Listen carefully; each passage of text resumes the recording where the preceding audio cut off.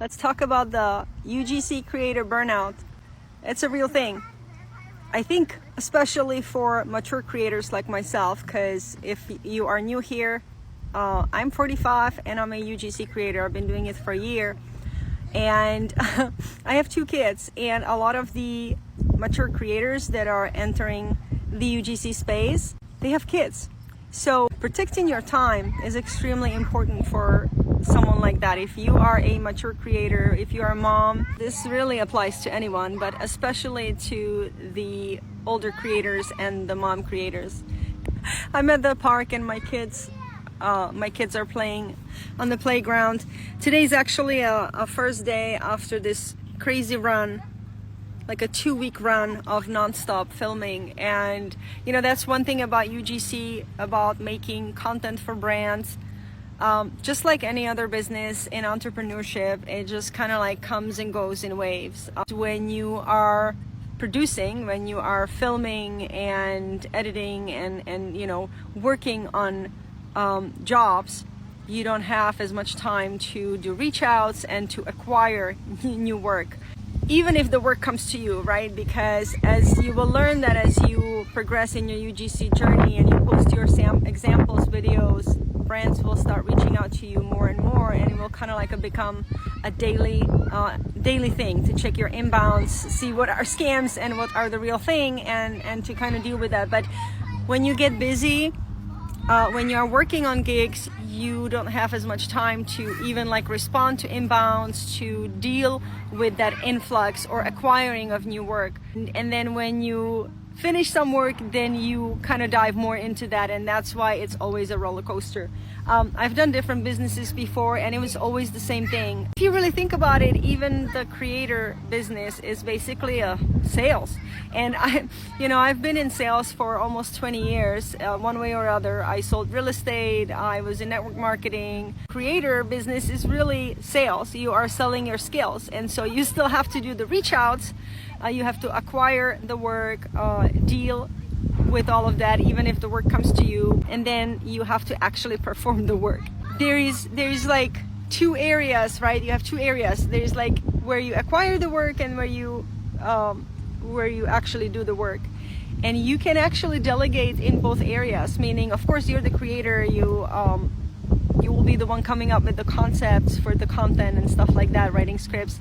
But there's certain tasks that are very time consuming that you can delegate to really help your business grow, to scale, and to be able to free up more time so that you can do more reach outs and the stuff that you need to do in your business. Video editing, getting a VA, virtual assistant, things like that. But I recently got an editor and it's life-changing. When it comes to the acquiring of business, venturing a little bit into the influencer world, because if you follow me or if you look at my content, you will see that I don't have a large following on TikTok or Instagram.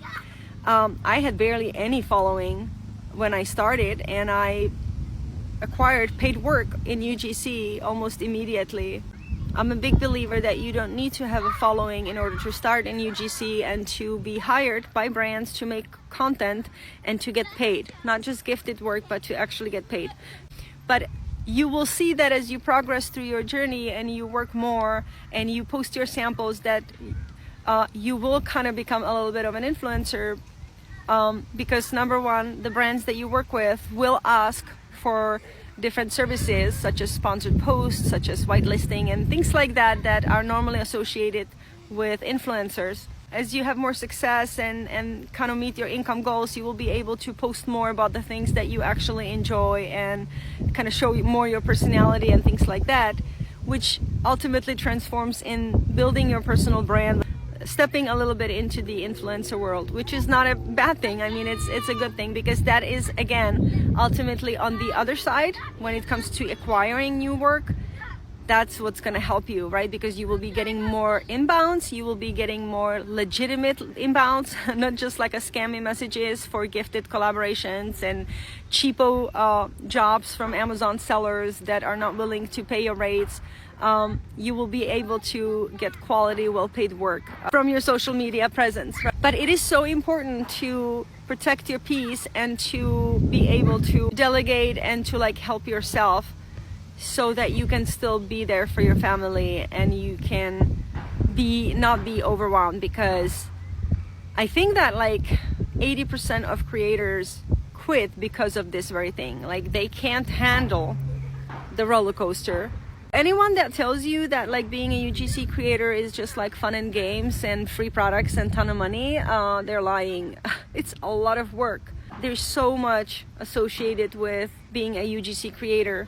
Script writing, coming up with the concepts, posting to your social media, negotiating contracts, editing.